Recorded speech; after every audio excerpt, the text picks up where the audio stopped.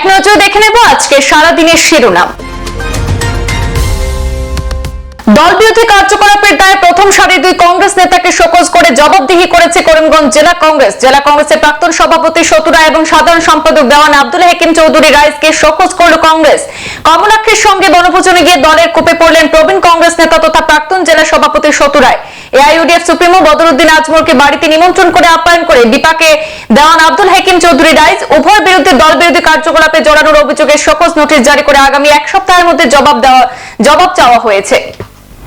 চিকিৎসক কোয়ার্টারের ছাদ থেকে পড়ে জীবন যুদ্ধে হার মানলেন করিমগঞ্জ সিভিলের অ্যাডমিনিস্ট্রেটর দেবব্রত ডেকা। রহস্যজনক ঘটনায় মৃত্যু হলো হাসপাতালের প্রশাসক দেবব্রত ডেকার। সব চেষ্টাকে হার মানিয়ে রহস্যজনক ঘটনার পরিসমাপ্তি। আজ মঙ্গলবার সকালে শিলচর মেডিকেলে শেষ নিঃশ্বাস ত্যাগ করেছেন হাসপাতালের প্রশাসক দেবব্রত ডেকা। গতকাল রাতে চিকিৎসক কোয়ার্টারের ছাদ থেকে পড়ে গিয়ে গুরুতর আহত হয়েছিলেন দেবব্রত ডেকা।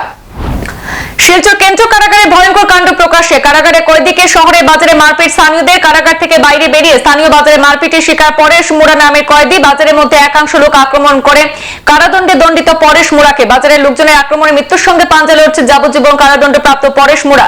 শিলচর কেন্দ্র কারাগারের নিরাপত্তা নিয়ে দেখা দিয়েছে প্রশ্ন। বৈদ্যুতিক শর্ট সার্কিটে বিধ্বংসী অগ্নিকাণ্ড। স্টেশনারি গুদামে আগুনে লেলিহান শিখায় পড়ে ছাই গোটা গুদামঘর সহ সমস্ত জিনিসপত্র। ক্ষয়ক্ষতির পরিমাণ আনুমানিক 15 থেকে 17 লক্ষাধিক টাকা। ঘটনা উত্তর ত্রিপুরা জেলার ধর্মনগর মহকুমাধীন কদমতলা থানার বাজার সংলগ্ন সিডিপি অফিসের সামনে। দমকল কর্মীদের তৎপরতায় আগুন নিয়ন্ত্রণে আনায় রক্ষা পায় আশপাশের খালি রুম সহ সিডিপি অফিস। শিলচর চামড়া গুদামে লক্ষ্মী ট্রেডিং কোম্পানির দোকানে ইনকাম ট্যাক্সের হানা। সরাসরি গুয়াহাটি থেকে ইনকাম ট্যাক্সের টিম এবং শিলচরের ইনকাম ট্যাক্সের অফিসার ও কর্মীরা এসে লক্ষ্মী ট্রেডিং কোম্পানি নামের গুটকা পান মশলা এবং ধূপকাঠির দোকানে গুদামে হানা দেয়।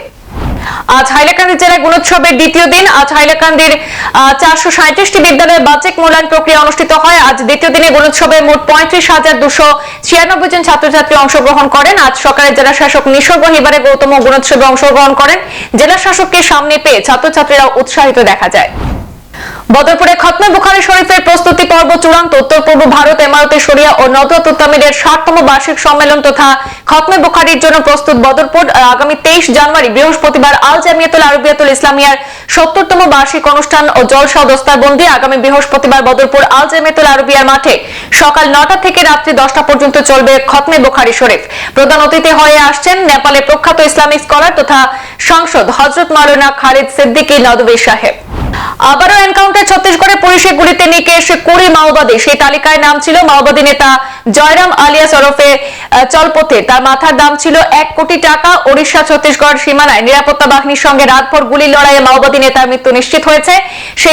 সেখানে SLR রাইফেল সহ অত্যাধুনিক একাধিক আগ্নেয়াস্ত্র উদ্ধার করেছে মাওবাদীদের ডেরা থেকে। ঘুরে গেল খেলা। আরজিকর মামলায় রাশ ফের একবার মমতার হাতে। রায় সামনে আসতে বড় ঘোষণা করলেন বাংলা মুখ্যমন্ত্রী। আরজিকর কাণ্ডের সাজাপ্রাপ্ত অভিযুক্ত সঞ্জয় রায়ের সর্বোচ্চ শাস্তি চেয়ে 24 ঘন্টার মধ্যে হাইকোর্টে রাজ্য সরকার। শ্রমিকরা মাটি কাটার সময় মাটির নিচ থেকে উদ্ধার হলো একটি বড় পাথরের মূর্তি। উদ্ধার হওয়া পাথরের মূর্তিটি কয়েক শত বছরের পুরনো মূর্তি। মূর্তি উদ্ধারের খবরে তীব্র চাঞ্চল্য বিরাজ করে কৈলাসহরের ভূয়াপাড়া এলাকায়। সামাজিক মাধ্যমে এই খবর চাউর হতে ভূয়াপাড়া এলাকায় সাধারণ মানুষের ভিড় জমতে থাকে। গ্রামবাসীরা কেউ বলছেন পাথরের মূর্তিটি ব্রহ্মা মূর্তি, কেউ বলছেন গণেশের মূর্তি, কেউ বলছেন মহাদেবের মূর্তি। মূর্তিটিকে ধূপকাঠি মোমবাতি জ্বালিয়ে পুজো করতে দেখা যায় গ্রামবাসীদের। নোংরা আবর্জনা দুর্গন্ধে অতিষ্ঠ উদারবন বাজারের স্থানীয় বাসিন্দারা। উদারবন বাজারে বাইরে সহ আশপাশ এলাকার নোংরা আবর্জনা ফেলে রাখার দুর্গন্ধের সৃষ্টি হয়েছে। নোংরা আবর্জনার স্তূপ থেকে দুর্গন্ধের পাশাপাশি বিভিন্ন রোগের সৃষ্টি হচ্ছে। বিষয়টি নিয়ে স্থানীয় বিধায়ক মেহেরকান্তি সোম সহ বিদ্যুৎ দ্বারস্থ হলেও সমস্যার সমাধান হয়নি বলে ক্ষোভ জনগণের। শিলচর চেঙ্কুরি নিউ ভগতপুর শিবশঙ্কর লেনের রাস্তার অবস্থা অত্যন্ত বেহাল সহ সরকারি বিভিন্ন প্রকল্প থেকে বঞ্চিত থাকার প্রতিবাদ সাব্যস্ত করেছেন স্থানীয়রা। বিগত 12 বছর ধরে তাদের রাস্তা বেহাল হয়ে আছে। বর্ষার দিনে তাদের রাস্তাটি জলের নিচে চলে যায়। সরকারি বিভিন্ন প্রকল্প থেকেও বঞ্চিত শিবশঙ্কর লেনের স্থানীয় নাগরিকরা বারবার অভিযোগ জানিয়েও প্রশাসনের পক্ষ থেকে নেই কোনো বিহিত ব্যবস্থা। স্নান করতে নেমে কুশিয়ারা নদীতে তলিয়ে গেল এক যুবক। নিখোঁজ যুবককে উদ্ধার করতে অভিযানে নামলো এসডিআরএফ বাহিনী। কুশিয়ারা নদীতে তলিয়ে যাওয়া যুবক সুমন রায় বলে জানা গিয়েছে। ভারত বাংলাদেশ সীমান্তবর্তী চরবাজার এলাকায় ঘটে এই ঘটনা।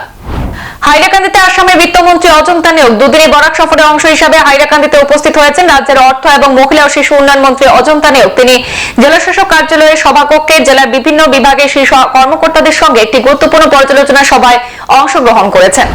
পূর্বাঞ্চল প্রতিদিনের সংবাদের পরে এবার টনক নড়ল জনস্বাস্থ্য কারিগরি বিভাগের। অবশেষে কালাইনের জালালপুর এলাকায় বিভিন্ন জল প্রকল্প পরিদর্শনে আসলেন কালাইন উন্নয়ন খণ্ড আধিকারিক সৌরভ প্রতিম গগৈ। জল প্রকল্পের ব্যাপারে নানা অভিযোগ শুনেন, শীঘ্র প্রকল্প থেকে জল সরবরাহ করার আশ্বাস প্রদান করেছেন। পাশাপাশি প্রকল্পের সঞ্চালন কমিটি পুনর্গঠনের পরামর্শ দিয়েছেন কালাইন উন্নয়ন খণ্ড আধিকারিক।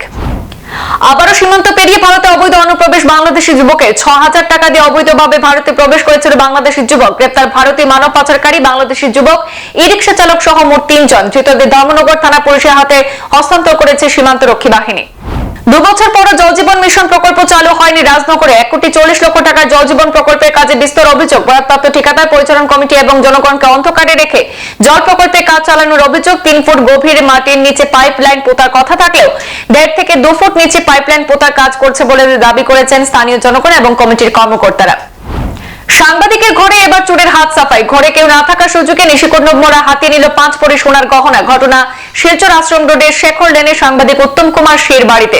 চুরিকাণ্ডের বিষয়ে খবর পেয়ে পুলিশ তদন্তে নেমে ঘটনা তদন্ত শুরু করেছে।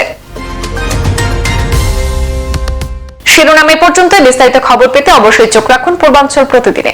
ধন্যবাদ।